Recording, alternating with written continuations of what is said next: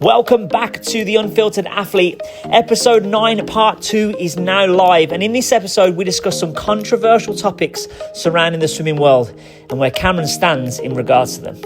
If you've not listened to part 1 yet, I highly recommend doing so.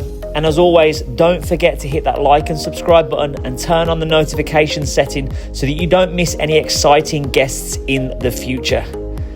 Now here's part 2. I just wanted to touch back actually on your world record, because your world record stood for, I think it was about 3 years or something like that, from 2012. Yes, it did, yeah. What was your thoughts when the world record was broken? Because you're the fastest breaststroker on the planet at that point, fastest breaststroker ever, which is just an insane title. I had all four, right? So I had 50, 100 in the Olympic pool, which is the 50 meters, and the short course pool. And the short course one actually was only broken I think it was 13 years later. It was only broken now recently. So I still had all these other world records. There was only the first one that was broken, but I mean, world records are meant to be broken. It doesn't really matter, right? The Olympic medals are forever. I'll always be an Olympic champion. You'll always be a Commonwealth champion. You'll always be a world record holder, to you, but you might not have the title at the point, but you still have that. I mean, like I said, obviously I've never been a world record holder, so I just wanted to know what the thought, it's kind of tough in water polo. I don't know, how did you I mean, even swimming and stuff, but I just mean the fact that you had the time, then to embrace it, is it like fair play, that's amazing swim, because then you think back of what they've been through to get to that point, or is it like damn it, my record's broke, it's gone. I'll tell you a good way of thinking about it, right? It's really kind of meaningless in a certain point, because so my best time was 58.4, right, in the 100 meters. 4.6 is it? 50, yeah, exactly, 46. Yeah, that time would have won the Olympic gold medal 2 years ago or a year ago in Paris. So those times were so slow, but the point is, I would have won the Olympic gold medal again. Yeah. And if I just kept on training, I probably would have, or maybe I would have got silver, because also, so that point is the times are, but, almost in a weird way, it's just who's there on the day and how they're racing, and that's the most important thing. And the times are always should be always increasing and getting better. And even now, trying to look at a bit of a comeback, these guys are they're pretty quick. However, when it counts, they're not. Yeah. And so it's all dependent on what the circumstances at the time, and Is that because you think just the Olympics just brings that different level? Definitely, of yeah. Because there was a lot of controversy in saying, but the pool is not 3 meters deep; it's only 2 meters deep, and this and that. But then there were other events that they were smashing the world record. So it was you can't have it on one way. There's world records going through here, and then there's one or two events that were super slow. So kind of doesn't really. Were the thoughts of you retiring after 2016? Did you think of it then, or did you? Yes, no, I did think. I thought, all right, I had 4 years left. I thought it was my last cycle because I was so low, right? So it was I was so disappointed. And I was all right, cool. Well, the body is packing up at 28 now. I can't do what I used to do. There's no 50s Olympics. Cool. I need to make a plan, right? So then the idea was, all right, I've got runway to swim for 4 years, financially, and earn money with sponsors. Olympic silver medalist at the time, obviously. So, but I need to change something. And so I moved to Cape Town, picked up CrossFit, and I changed my training completely, where the anaerobic work I was doing in CrossFit workouts now, and the speed work I was still doing in the pool. And that worked out really, really well for me, because I was training this change in the stimulus. I could get behind doing this hard work in a group of people, and then still do this speed-specific work by myself. That was totally fine for me. And that allowed me then to go on for another 2 years and swim at a high level, and come back, and even actually my last race in the long course, beat Adam again, and do extremely well short course. So that was the change in training that allowed me to go on further, because I knew that I had to change something. But then was then trying different businesses, and so did one business that failed. There was a kind of clothing company, and then did a sports sponsorship company, which did okay, but I didn't like it. I didn't love doing it. I'm not good at sales, and you thought, I'm a sportsman, I should go into sports sponsorship. I should go into like athlete clothing, whatever. Yeah. And never really took the time to really think about what I wanted to do. And then did that homework eventually, and finance had always been a big part of my life. Studied economics, was sponsored by South Africa's biggest private bank. I was always trading my own capital.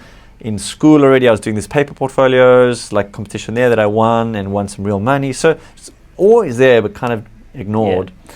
And then got the opportunity then to go to London and work at a hedge fund in 2018. They offered me a position. And therefore it was like the door opened. That door was not going to be there for the rest of my life. And so if I didn't take it, it was the risk of not taking that opportunity was greater than like failing at it. And so I was like, all right, I'll go to London. I'll still swim, and if it works out, then I'll retire. And so I went there. I was still training for 4 months whilst I was working full time, and raced the world champs in December, which was my last one in Hangzhou. Won double world champion there. In the 50 and the 100 breast, and then retired on the high. And I was like, all right, cool, see you later. Because then I was like, all right, finances, I was really happy where I was. It's really great. And that was how I decided to like retire early relative to going for another, which was actually would have been, instead of 2 years, because Olympics was delayed, it would have been like 3 years. Yeah. So it was actually the right decision. In hindsight, it was, Yeah. Nice. I like that. So you retired in 2018, on a high, double gold medalist, world champion. From that then, what was whether you needed it or not, what was there any support from your governing body, like your national team, in terms of like, not financially, but, was there anything on offer in terms of mental health? Was there anything on offer? No, zero, nothing. Do you think that's a problem? And that's not, I'm not saying swimming, because to me, it is a problem. It seems like it's in a lot of sports where it happens. And it's I think people are, let's put it this way, I think people are more willing to talk about it now. It's always been there. Yeah. So I think, but we were discussing earlier, it's like, 2010, no, what was it? 2014, I also had like a big motivation issue. Then 2016, big motivation issue. And those are like mental health issues, right? But that back then, nobody was talking about mental health. Yeah. It was like not cool to talk about that. It was like, so athletes have always been going through this. There's never really been support there. I think it's great that it's been spoken about more. However, I don't think there is still that much support. However, there is a lot more support, I think, in your local community. So, like, if I come to you and I say, "Hey, man, I'm really struggling now. Like, I need your help." I think us as a society are a lot more willing to help each other, which is an amazing thing. And realistically, I think you'd probably agree is that. Well, maybe you don't actually, because you're from a first world country, and there's maybe better support. But in South Africa, it was like, man, we had to do everything ourselves. So it was like there was no funding ever. Parents had to pay for everything. You had to, get on with it, man. Just do it yourself. And so, which also makes us really strong competitors, because it like really weeds out the weak ones very early. Builds resilience. Builds a lot of resilience relative to everything being done for you and all the support there in the beginning, which might breed more people at the end, but it's almost like that difficulty in the beginning creates like really like the elite couple, sharpens you at a young age. So I think from a South African perspective, there's definitely no support on that aspect. I don't know internationally if it's changed or not. I mean, talking from my experience, it's funny. Like, yes, we are a first world country, but the sport isn't. So in terms of funding, we were very similar. We got a lot of funding when 2012 was announced, and then we didn't even get a chance to go to any qualifiers for Beijing. And it's fine, because we're one of sort of the lower ranked teams in Europe anyway, and we've got the strongest continent to qualify out of. But because we didn't go to the qualifications, obviously meant we didn't qualify. Yeah. Because we didn't qualify or go to the Olympics, we didn't medal. And then our governing body was like, "Oh, but you didn't medal in Beijing, so now we're going to cut your funding." Oh, so our funding was cut from something like, I think our funding was something like 4.5 or 5 million, and that was between us and the women's team. Yeah. And then it got cut to something like 1 point something. It was drastically cut. Yeah, sure. And then I think the women ended up getting more funding of that part than us. because technically, when it came to the women's water polo, there were 12 teams in the men and 8 teams in the women. So statistically, the women had a better chance of medaling at London. So they got, which is fine, and that's nothing, nothing on them. I mean, they still put all the training in. But because of that, then we had to then outsource going to play in other countries worldwide in their leagues, and obviously, try and sign contracts for X amount to get paid to play. To support ourselves. And I would say that I made enough to get by, but I didn't make anything in comparison to what like a footballer gets paid. So exactly on this point, and so at this career transition summit, I was with Ivan Rakitic. If you played for Barcelona for 10 years. I don't know what his net worth is, but it's multiple times of what I'm sure Michael Phelps was, and he was the most successful swimmer. What I would say, the funny thing is that the statistic is pretty wild, where something like half of football players post 5 years of retiring come into serious financial difficulty, and it's like 1 in 5 declare bankruptcy.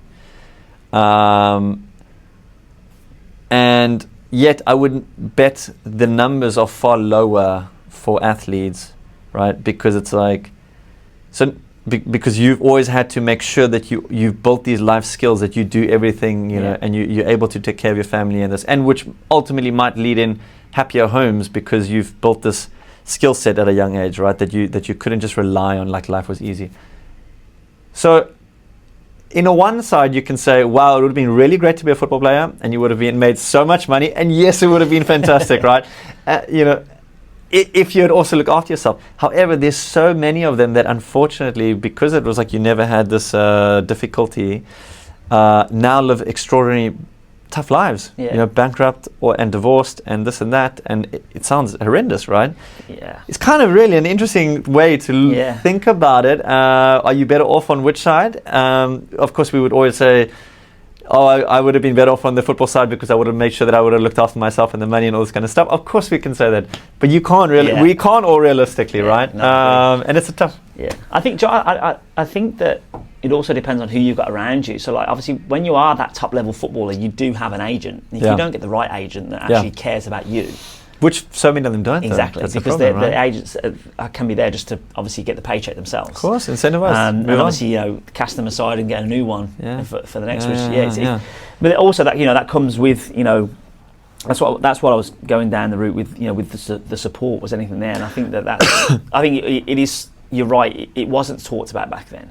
But there were times when you think, are you good enough? Am I good enough to get to be the best? Am I good enough to play at the highest level? What are people going to think of me if I don't score a goal? Or what are people going to think of me if I don't play my best or touch the wall in the fastest time? And that is a pressure. And again, I think that's why, going back to what I was saying about an athlete, the everyday athlete that is training for a marathon or this or that doesn't have those external pressures, that they have to deal with. And I think that's where I meant before in terms of makes sense. So your only pressure is to get the views on the IG. Yes. I'm just going to double check everything's still recording. Yeah, lovely. Right, so I've had problems with that before, and it's gone off. And oh no, you're like, damn it, where am I? Refilm. No, so you retired in 2018. And I think that this is something that's sort of testament to you as well. You have gone into a tough. Find this quick. Sorry, mate. No, you're good. It's unfiltered, mate. It's fine. Sorry, work. Yeah. And on that point, you've testament to you in terms of you've gone into a tough industry, and you've worked hard, and you've done pun intended, you sort of making waves in the pool, but you're also obviously making money outside of it and doing well financially and supporting your family, and now you're living this life in Dubai. You were in London, so two sort of major cities around the world that you've now lived in. What's life been like for you since 2018? And you're a family man, so you've got the responsibilities of A, being a husband and looking after your family, B, being a father, and now obviously you're looking at transitioning back into professional sport and making a comeback for 2028. Sounds like I'm crazy, huh? Well, yeah, you know, because now your training is going to be so different. Yeah. Because you have other priorities as well, and other responsibilities. So, when did the idea, you know, sort of flick, and when did you make, you know, the leap? You know, when did you dive in head first? First off, I would never have made the decision if they didn't bring the 50s back in, right? Yeah. So they brought that in this year. They announced it. Training for the 50s is a very different time commitment than the 100.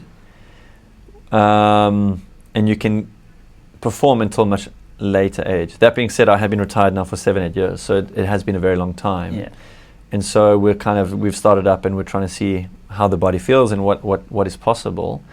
But for me, you know, there'd be nothing more special than like racing at a World Championships or Olympic, you know, or whatever it might be, and having my kids there, you know, and having them see me and having them see daddy working every day towards a goal and what it really entails in order to achieve something that is world class, and them live the whole way through that, right?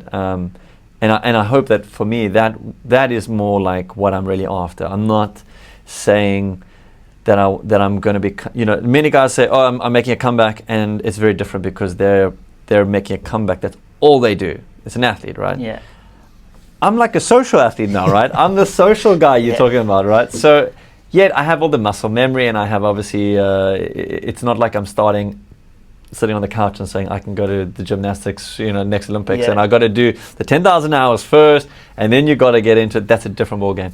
For me, I can come in fortunate enough because I have done the 10,000 or 20,000 hours probably in my life, and therefore it's a quicker accelerant program, and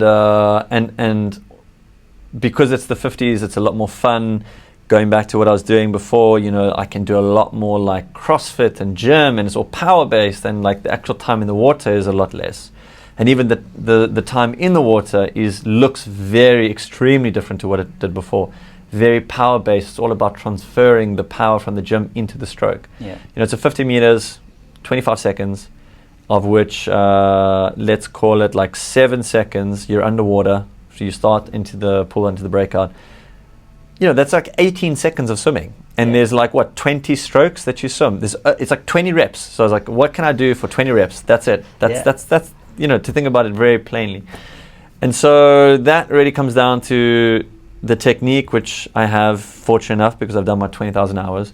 I just need to regain my strength again, and then be more efficient at transferring the power from the gym into the pool. And so that is like the main thing that we really need to work out, because I know that I've got the strength, and if I can then just do the third, and if we are able to do those three and juggle obviously the work-life balance, or shall we say training life balance, where traditionally I'm now training anyway for like an hour to an hour and a half every day. Yeah.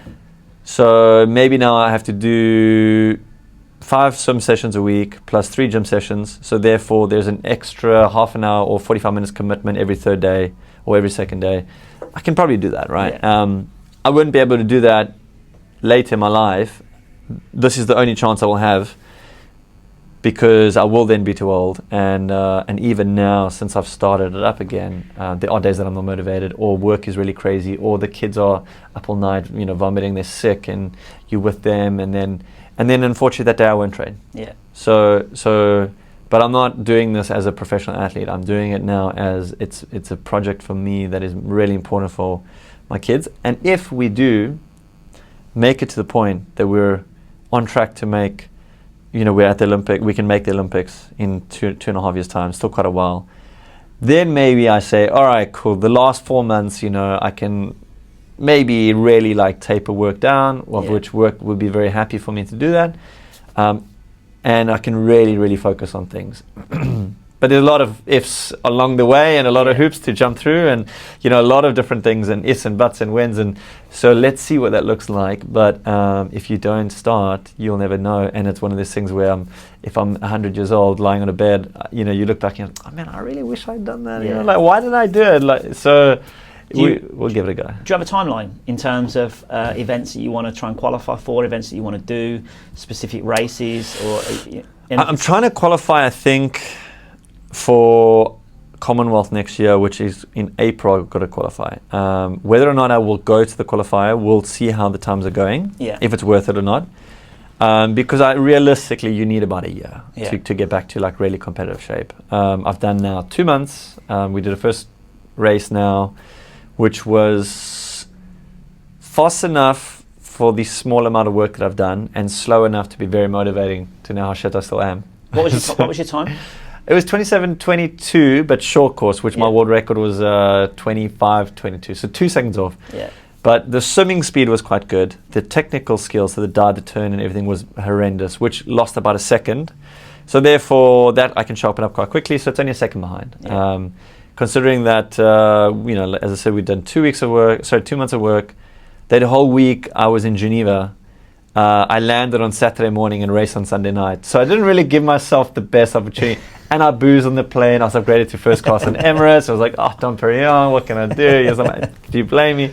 So it was like, it was a test event. It was a lot of fun. And so, we'll get a bit more serious now and then see if we want to go qualify in April. Otherwise, there's the World Short Course, which is next December, which could be quite fun.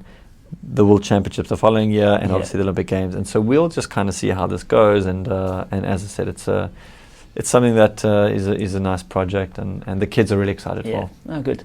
And I think obviously the way I would look at it from a outsider, I think if you do qualify, it'll be even more special. Yeah. Because you've done it with all of these other, pressures on your back, as it were. It's not easy to be a father. It's not easy to be a husband, and you've also, I guess, got to have the support of your family as well for all the hours that you're going to have to put in. Which it is, It's a big discussion with my wife, obviously, because that's the number one thing that moving also to Dubai from London was about giving us more time as a family, and now. Now I'm kind of taking that away. Like, oh, I'm going to do the swimming thing. Oh my God, right?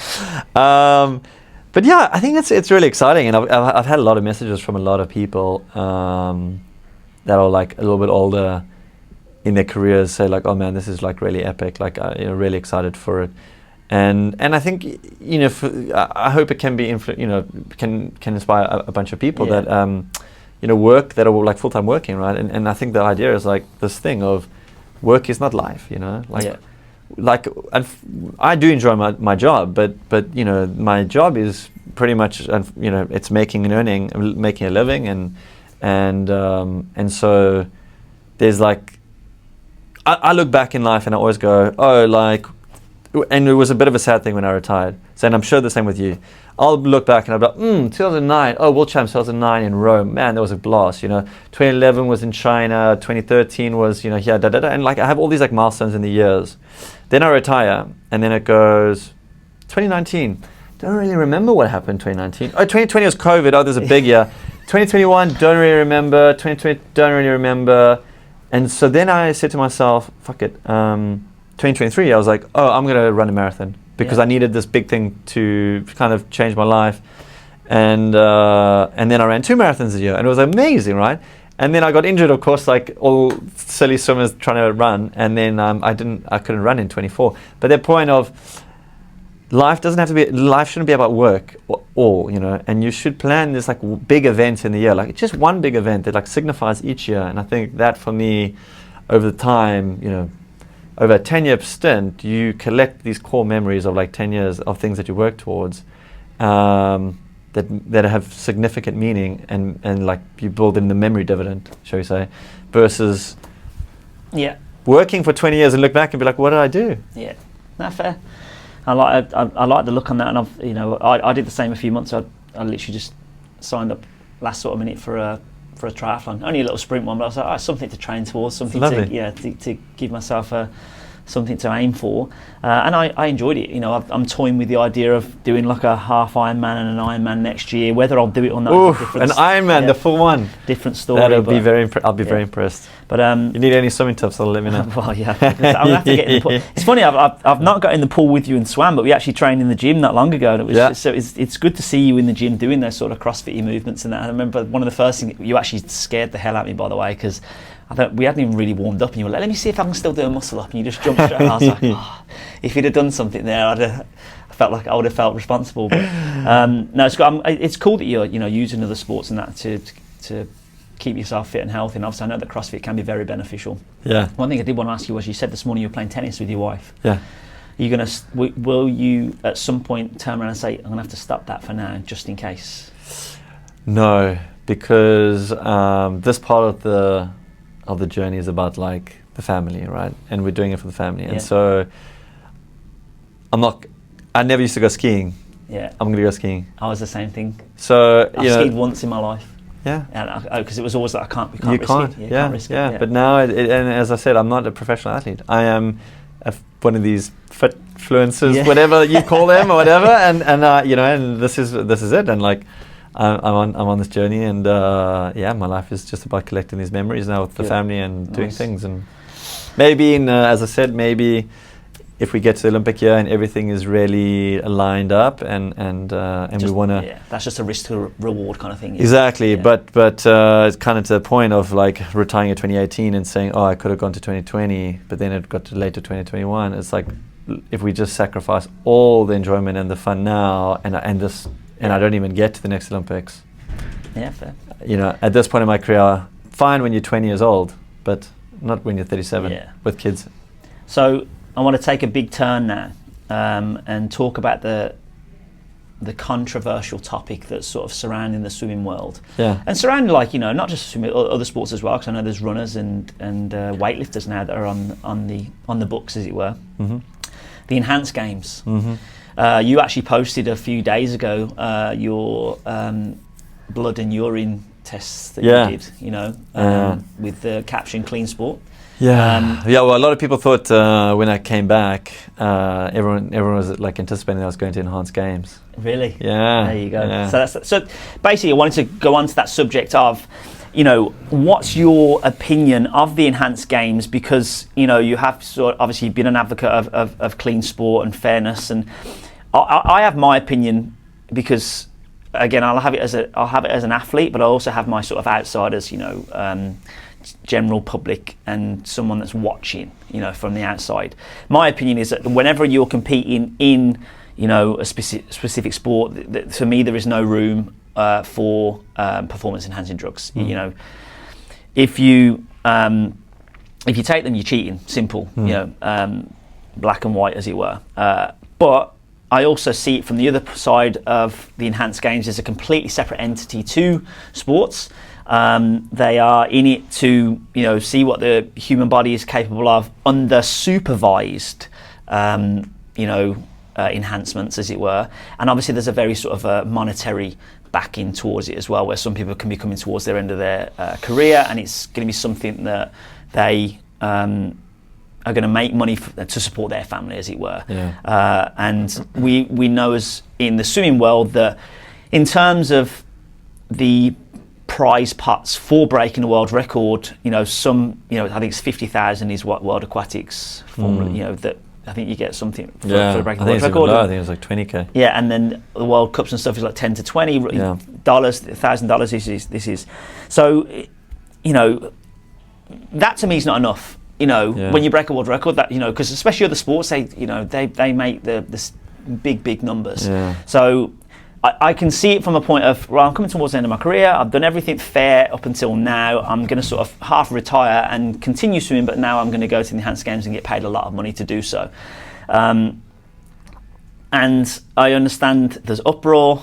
So I wanted to get your opinion as the former professional swimmer, as the Olympic champion, as a world record holder. Yeah. Do you begrudge people that go for it?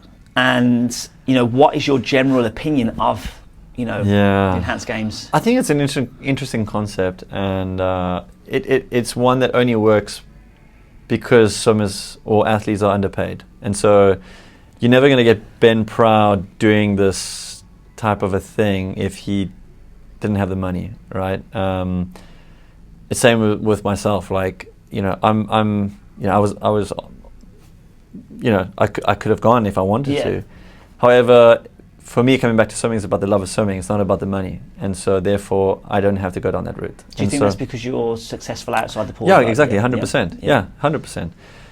So it's really a shame, like, and obviously one that really depicts like one of the big failures of our sport, of Olympic sport, is that Olympic sports is only a professional sport once every 4 years at the Olympic Games. Yeah.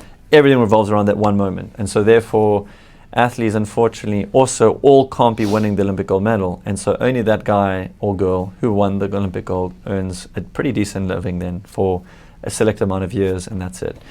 So that has led to people, of course, now being offered a substantial amount of money relative to what they were earning, and therefore taking it. I'm pretty sure if you had to ask those people, would you do this when they were 21 years old, they would say, I would not even dream about it, right? They would be so against it morally. Yet, because of the situation of what they're being offered and how unfortunate swimming or Olympic careers are in terms of earnings potential, that has led that, right? And so I don't blame people for making that choice, because it is, unfortunately, as we get older, we need this thing called money in life to have a family, and you want to buy a house, and money is time, obviously, right? So you buy yourself time and doing different things. Your money runs out, you got no time left, So I think it will be very interesting, though, for me, to just observe how long this actually works for, because looking at Enhance now, they've supposedly now listed to become to do an IPO as a SPAC. They have said that they are going to earn, I think, like $30 or $50 million on their event. So what is Enhance? It's a business that has one event a year. Okay. Yeah. They think they're going to earn like $50 million of one event. Not even the Olympic Games in swimming earns $50 million on that one event, or World Champs, or whatever, just saying. So therefore, the projections of what the business will earn relative to what the ground truth of what all these other events have earned is miles apart. Yeah. And so at some point, either this thing completely dies and these athletes have thrown away, if I can say thrown away as a loose term, but they've effectively done the immoral thing than what that 21-year-old or 16-year-old or 13-year-old would have done, and does it all end up being for nothing? I think that is like the real sad thing that could end up happening, and is such a huge risk. And so the first event is next year in May, so we'll obviously see, and obviously if they're not generating the revenue that they think, it's going to die, right? Because unfortunately, that's it. It's a business. People are not going to give money for the rest of their life to it. And as much as the marketing says that it's all about the pursuit of the human body and seeing how well they will do, all the athletes are quite a bit older, right? So it's not like these athletes are on the peak of their performance of their lifetime. And so, that will also be very interesting. And already we saw they had James Magnuson, who had juice to the gills, as he said, and was pretty slow actually, because he got really big and he was very heavy. He was and massive. He was very, very big, exactly, right? So they probably used the wrong stuff, right? He was probably too heavy, right? Yeah. And then they had the Greek freestyler who broke the world record, but he broke it in a suit, right? Yeah. So therefore, any person that is in the top 3 in today's world rankings, you put a suit on them, they're going to break the world record by a second, right? It's not just performance management. It can be that you could sign up to him and say, I'm not going to use any drugs, I just want to wear the suit. And then it's it'd be interesting to see what someone's decision is as to whether they go for that, whether they go for it all, or And well, the hard thing is that obviously you would imagine that they would go for it all, because once you've made that commitment, you're assumed to be doping, right? And so you can never come back to legitimate sport either, which is why all the athletes are at the end of their career, and they're not like prime athletes, unfortunately, right? Or at the prime of their life, shall we say? So. I guess, I mean, will be interesting this May event, because the guys have maybe gone through one cycle of juicing and learned what was wrong, and see what they adapt and how they come right, and something like that. I think it's an interesting social experiment. I'm certainly interested, for sure. I want to watch, because I want to see what happens. It is. I think that's probably where they're coming at from the angle of, we're going to make this because they think everyone's going to want to watch this, because they want to see. I mean, I'm that one that wants to see all the Olympics anyway. I can't get enough, even though I have a very bitter feeling towards the Olympics a little bit, because I got dropped at the last second for 2012. I still love the Olympics. To me, that encompasses what most athletes are aiming for, and a lot of athletes when they're younger, it's that's the dream, is to be an Olympian. But I certainly want to watch what happens, and I was going to ask you as well, because obviously it's literally just been announced over the last couple of days. Cody Miller, breaststroker, has signed up. So did you compete against him much, or was he? Yeah, he got the bronze medal in 2016 behind me. So it was Adam, myself, and then Cody. And that was towards the start of his.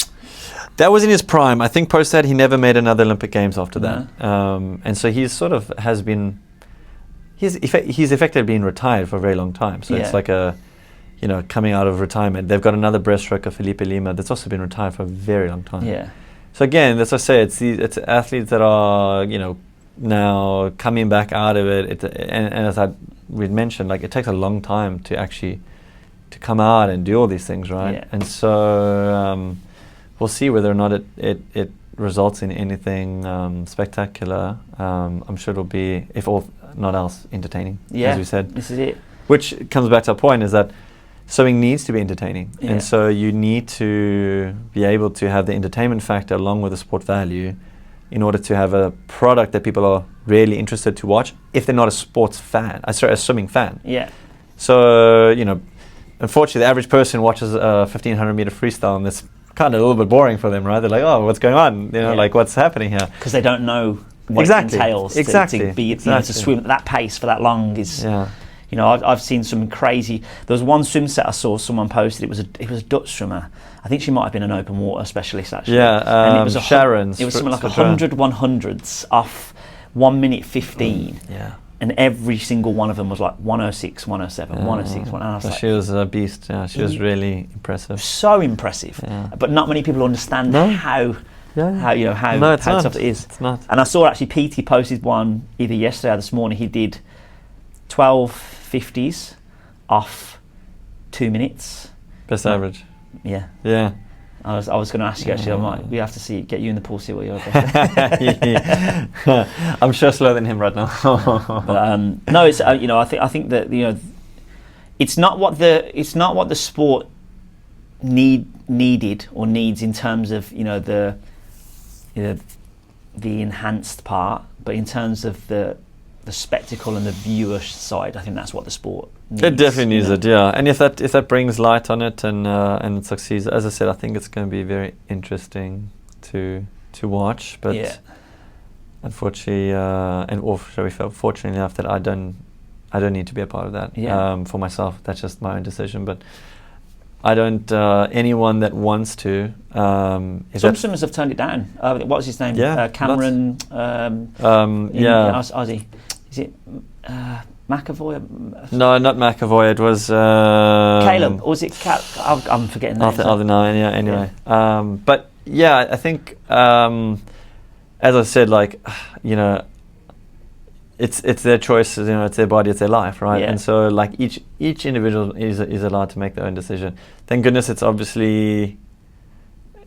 Like I said, it's in a separate competition, and that's it. And that's great. And so therefore, it's I'm kind of agnostic to it in that sense. I think the only thing that I do struggle with is the whole idea, obviously, of kids watching that and then thinking that's okay to dope, which it's not. And that was my other point that I wanted to make as well. It can be.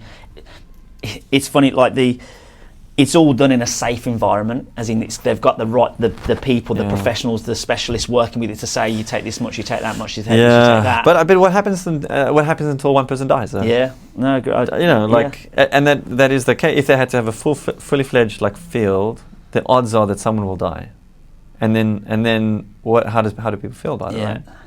Very different experience then. Yeah, no, for sure. And then this whole idea of like, oh, but it's I need to like earn for my family and all that kind of stuff. I mean, there is a million different ways you can make money in this world. There are a million different ways. Yeah. So if you're doing it just solely for money, but it's totally against your code, then that's also a bit of a strange one. But do you ever get because even myself, like when we used to get drug tested, obviously a lot, especially with water polo, was very much. It wasn't necessarily the whole team got tested at once. It was sort of like, because you've got 13 players, they sort of pick, out of a hat, or however they decide that random, will get. So I remember like getting tested myself multiple times, and I knew I wasn't taking anything. Yeah. To me, I was so against it. I was like, no, I will never. It would bring shame on my family. I'll be letting my country down. I would never, want to go through that.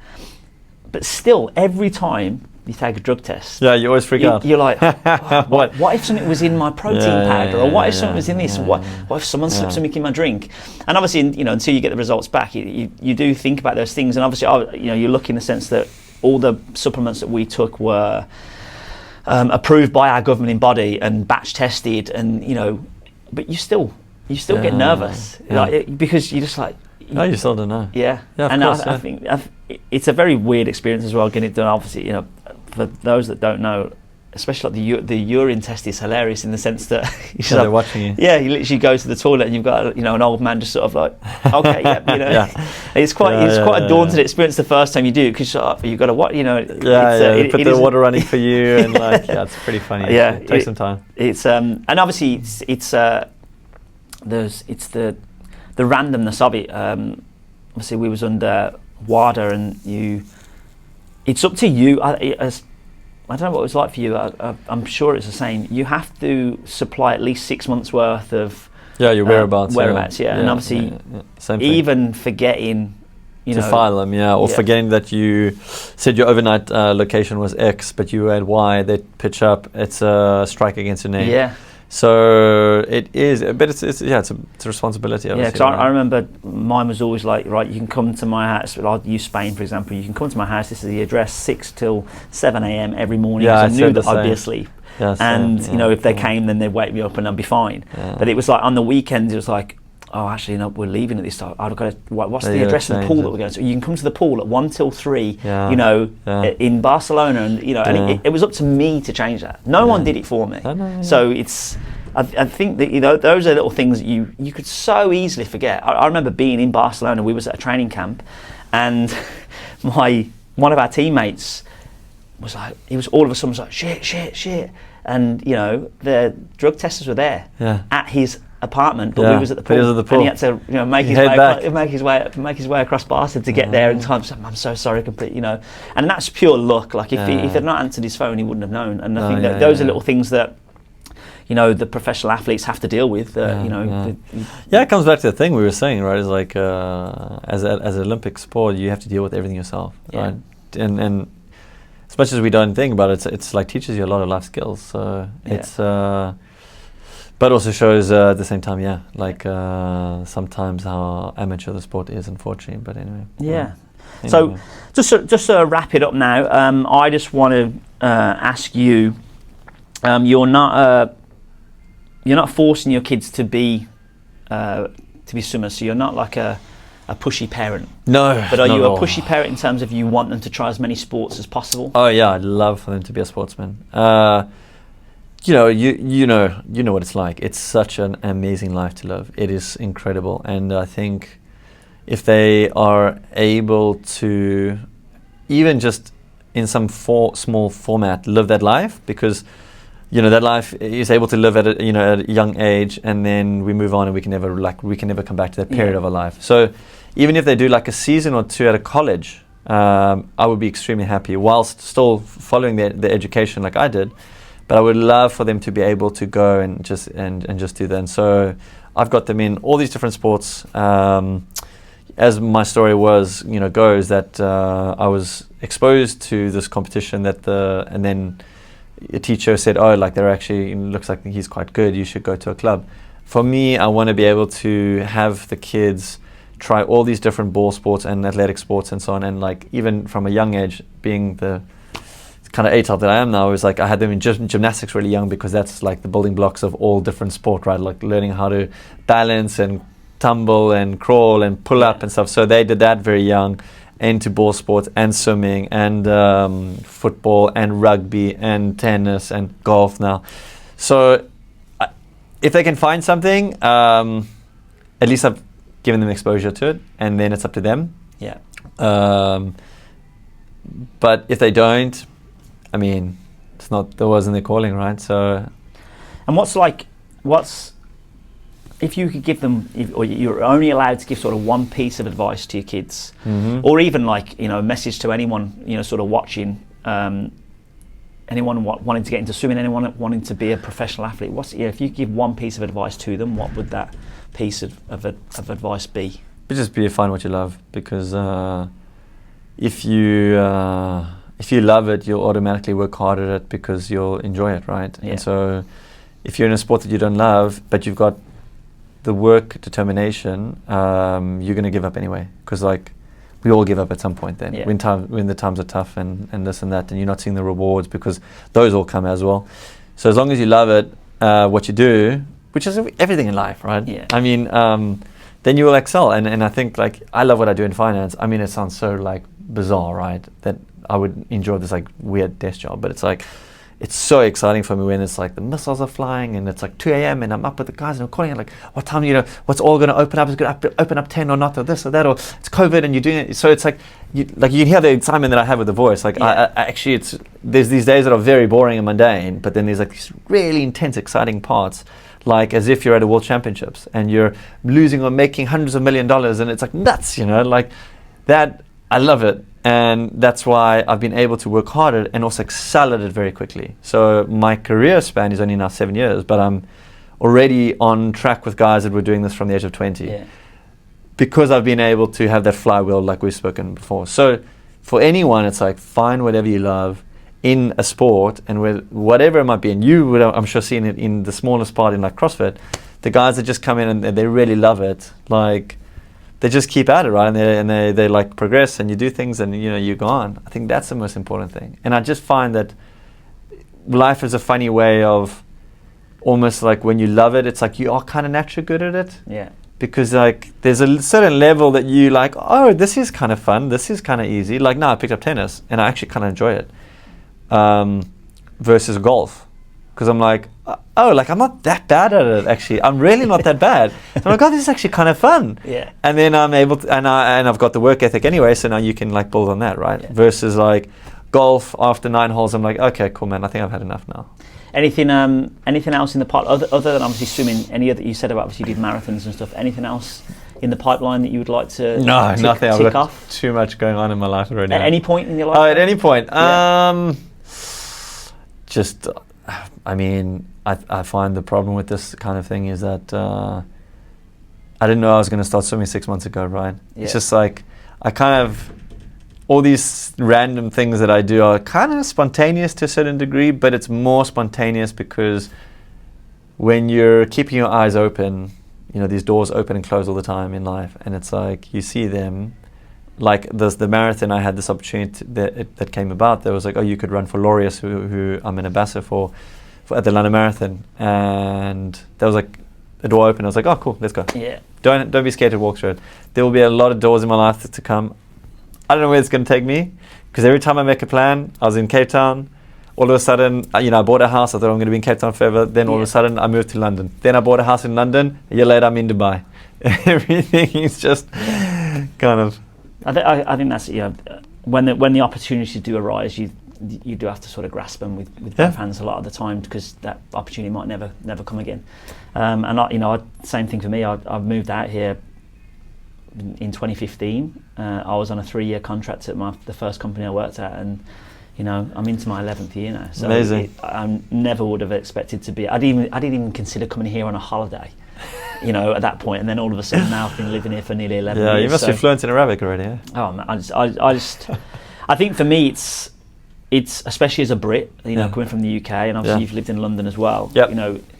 The sun makes a big difference. Huge, yeah. And whether it's too hot, even if I'm driving and the aircon's on and it's 50 degrees outside, but the sun's out. I know, and it makes such difference. a big difference. And it does put a smile on my face. And yes, I love the sort of now it's a novelty of going home and actually being in the cold and seeing a bit of rain. Yeah. But that novelty wears off pretty fast. Yeah. And to me, I'm very lucky to be in the position that I am here in Dubai, where I have my own routine. I still get to train and keep myself fit and healthy, and that for me is like the main thing for me is obviously just trying to be fitter, be stronger the older that I get, because I know that it's not going to last forever, and just seeing what my body's capable. Yeah. So at some point I have to get in the pool with you. Sounds good. You probably beat me doing breaststroke while I'm doing freestyle. To be fair, I don't know. 50. What did you say? 55. It's pretty good. 54.9 I think was my 100. Yeah. And I think my world record was 58, so it looks like you got 4 seconds on me. No, but then the 50 would be the one, because I think my best 50 was 23.9. Yeah, 26 that was. But I don't think I'd go close to 26 at the moment. Yeah. I'm a bit heavier than you used to be. I don't think I would either right now. So give me a couple months, so we'll do it. We'll have a swim. But honestly, thank you so much for taking the time out. This has been a really long one actually. So I'm probably going to split this into 2 parts and keep people teetering over the edge, as it were.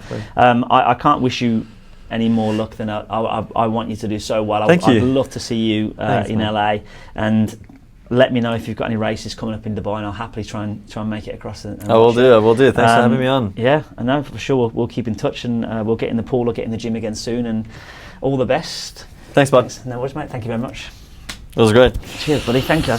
I want to take this opportunity to thank Cameron for taking time out of his busy schedule to come and talk with me. I also want to wish him the best of luck, as I can't wait to follow his journey back to the top of the sport and see if making it back to the Olympics in LA becomes a reality. So that's it for season 1 of The Unfiltered Athlete, but season 2 is just around the corner in 2026. Huge appreciation to the Tara Rose Salon for the use of their amazing studio. We will definitely be back.